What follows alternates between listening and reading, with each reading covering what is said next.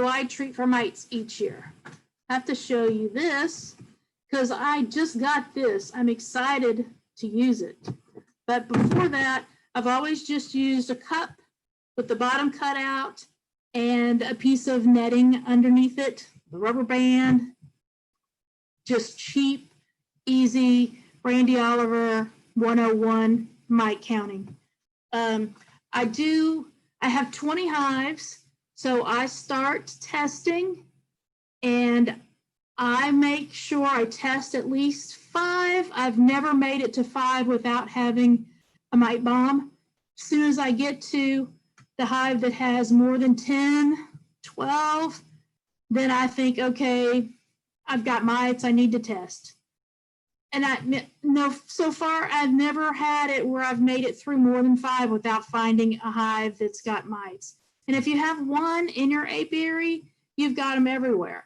So I test until I find the mite bomb. I'm looking forward to that day when I don't find that mite bomb, but it's not happened yet. I test in January or February as soon as it gets some warm days, because I want to have enough time to test and treat before March, before a lot of the flowers start to bloom. So I want them to go into that honey flow without mites.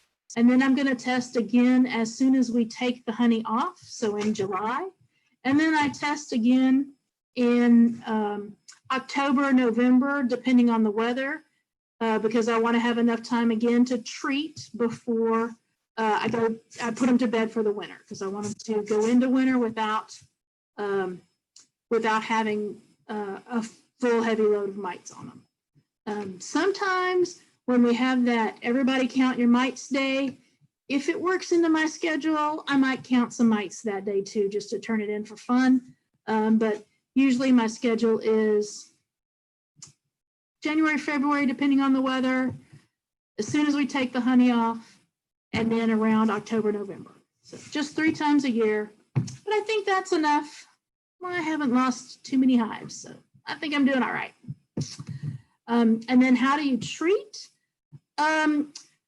You know the IPM, right? The Integrated Pest Management Triangle, where you do everything you can at the base that is environmental and mechanical. And so you start out with good stock. A lot of people use the screen bottom boards. I don't do those. I tried because it was all the rage when I first started. So I thought, yeah, okay, I'll do that. But the efficacy rate is only 2% or less. And every old beekeeper that I talked to laughed at me and said, you know, do you live in a barn? How do you keep the air conditioner or the heater going when the screen door is open? So yes, same thing. We went to solid bottom boards.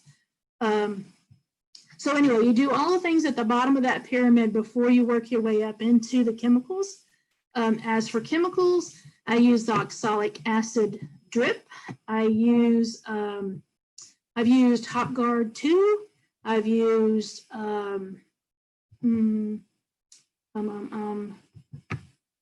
Formic Acid Pro, the Abelgard Pro, I think it's called.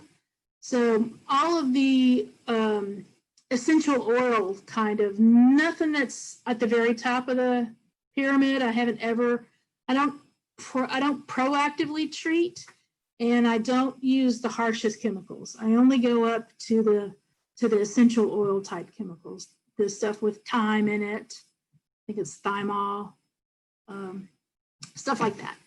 And I change my my treatment all the time.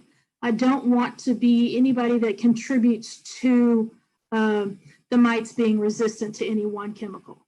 So I change it up throughout the year and then each year. So I have 3 or 4 of them that I rotate through all the time. That's how I take care of my mites.